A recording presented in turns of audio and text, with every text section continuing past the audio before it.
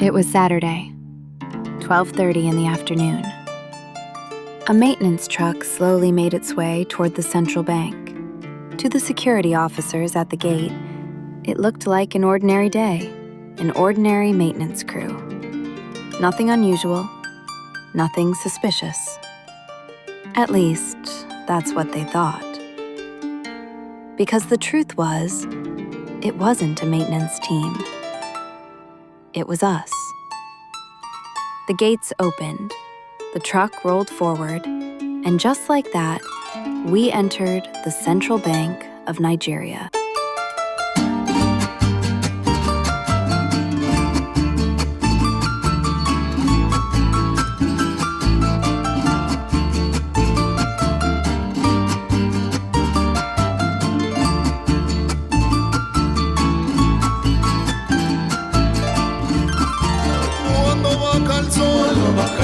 Me acuerdo de ti, aquella noche triste cuando yo te pedí. Cuando baja el sol, me acuerdo de ti, aquella noche triste cuando yo te pedí.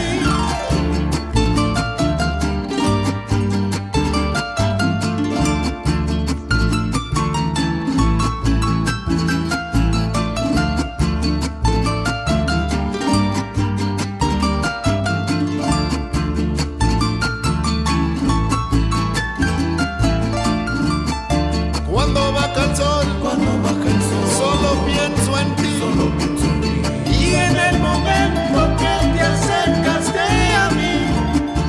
Cuando baja el sol, solo pienso en ti, y en el momento que te acercaste a mí.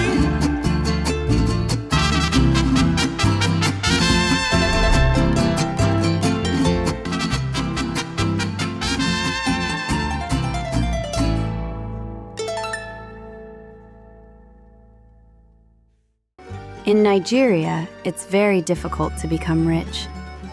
But becoming poor? That can happen in seconds. Trust me, I know. It was exactly 11:42 in the morning when we walked into the central bank. To everyone around us, we looked like an ordinary couple enjoying a tour. Nothing suspicious, nothing unusual. But our mission was different. Personal, carefully planned, and years in the making. While other visitors admired the building, we were studying it. They looked at displays. We looked at cameras.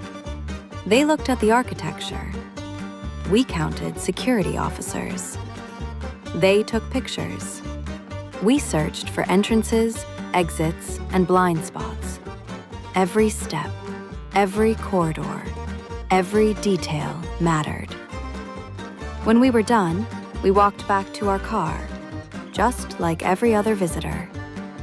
Then, we drove away. Nobody stopped us. Nobody suspected us.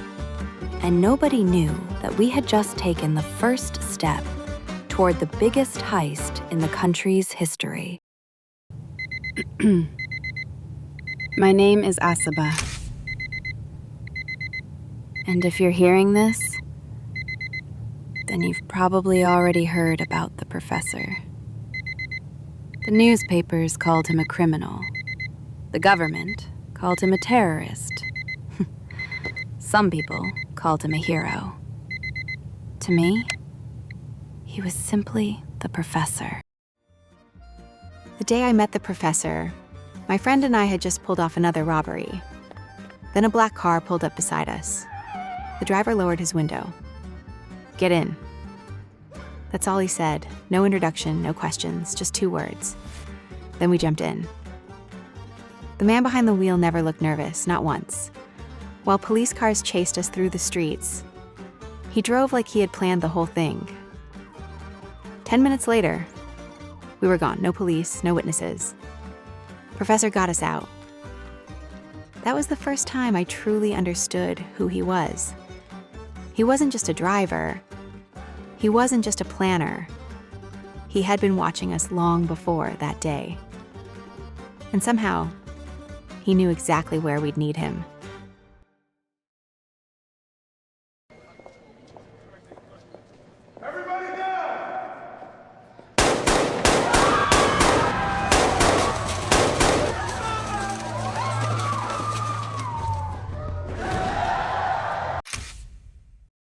And just like that, we had seized the central bank of Nigeria. Otra vez, esperando otro camino. People think the hardest part is getting inside. They're wrong. Getting inside is easy. Staying calm when the entire country is about to come after you, that's the hard part. Within minutes, police vehicles flooded the entrance. Officers poured out, taking positions around the building. The news helicopters weren't far behind. Everyone thinks our greatest advantage is the building. They're wrong. Our greatest advantage is one person. Among the people inside is the daughter of the Inspector General of Police. Every officer outside knows what that means. Every decision now carries a personal cost. The Inspector General isn't just leading an operation anymore. He's trying to bring his daughter home.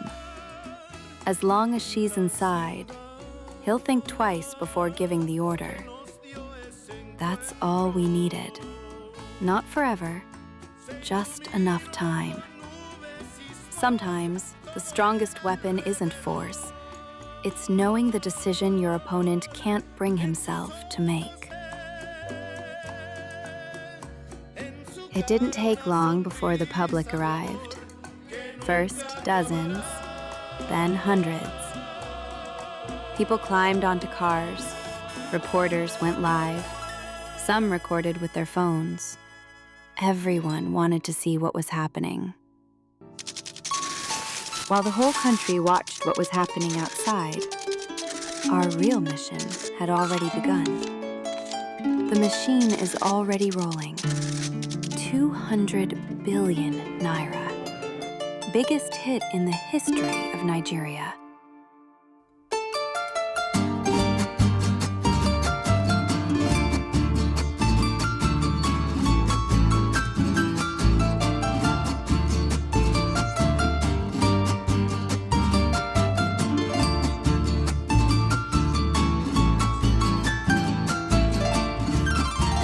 Cuando baja el sol, me acuerdo de ti, aquella noche triste cuando yo te pedí. Cuando baja el sol, me acuerdo de ti, aquella noche triste cuando yo te pedí.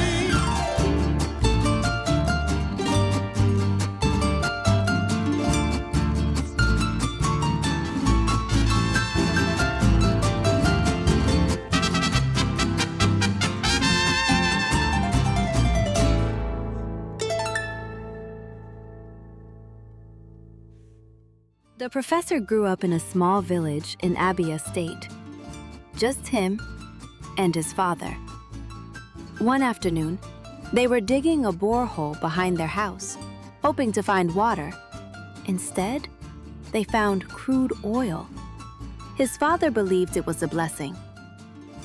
He took samples to the local authorities, convinced it would change the village forever. For a while, everyone celebrated. They dreamed of better roads, better schools, a better future. But those promises never came. The oil did. The development never did. Months later, the rivers became polluted.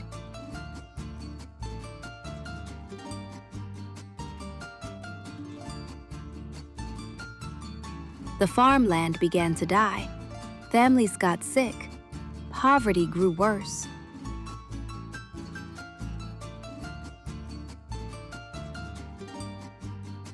Then the professor lost the only person he had left, his father.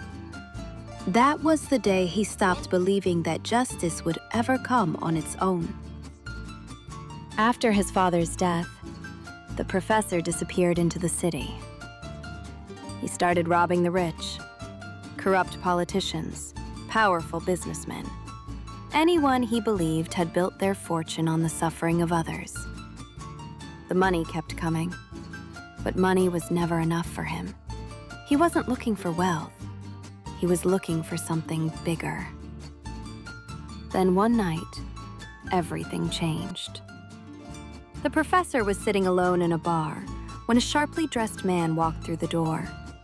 To everyone else, he looked like an ordinary gentleman. But the professor knew exactly who he was. His name was Lagos, one of the country's most notorious romance scammers.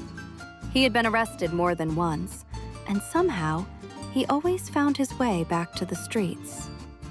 The professor didn't see a scammer. He saw talent. He saw someone who knew how to deceive people without them ever realizing it. That night, the professor walked over to his table, and with a single conversation, Lagos became the first man to join the crew.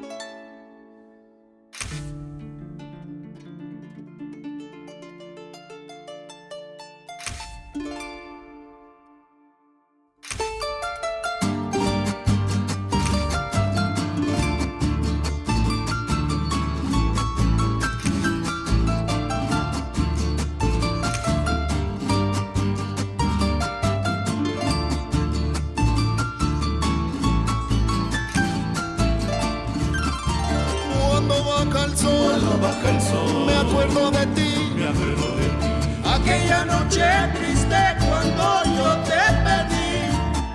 Cuando baja el sol, me acuerdo de ti, aquella noche triste cuando yo te pedí.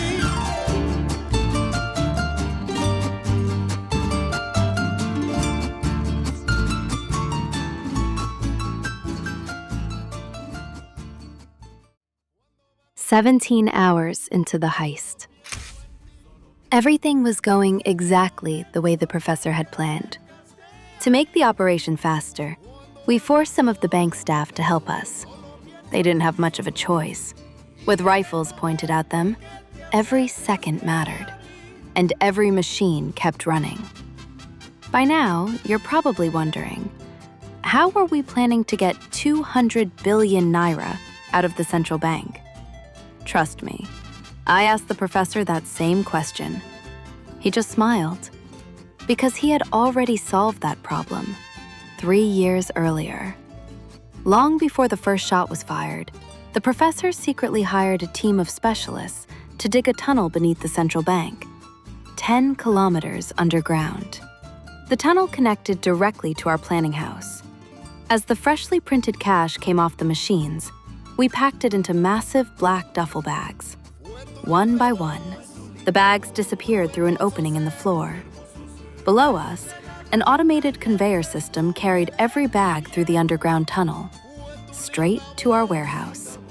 There, another crew was already waiting. They unloaded each bag, loaded them into an ordinary white Indomie delivery truck, closed the doors, and drove away like any other delivery vehicle. While the police surrounded every entrance, waiting for us to come out through the front door, 200 billion NAIRA had already passed beneath their feet. The money was out. Our mission was almost complete. For a moment, I thought it was over. Then everything changed. The Nigerian military arrived, not the police, the military. And everyone knew what that meant. The negotiations were over. Our hostages no longer mattered. The Nigerian military don't bargain. They were there to end it. For the first time, I saw something I'd never seen before. The professor had run out of options. We only needed 20 more minutes, 20 minutes to make it through the tunnel, 20 minutes to destroy it, 20 minutes to erase every trace that we had ever been there. Then, the impossible happened. A lone man walked out through the front entrance of the central bank, his hands raised high above his head. No mask, no weapon, no fear.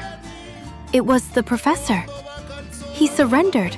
Just like that, he traded his freedom for our escape. Those 20 minutes he gave us were the difference between failure and history. While every soldier focused on him, we disappeared beneath their feet.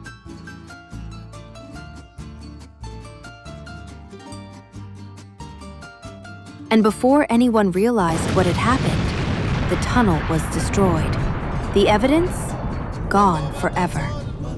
The professor once told me something I'll never forget. This heist was never about the money. Money can be printed again, but a message can live forever. He wanted to prove that ordinary people the system ignored, could do what everyone believed was impossible. That in just 48 hours, 6 ordinary people walked into the Central Bank of Nigeria and walked away with 200 billion naira.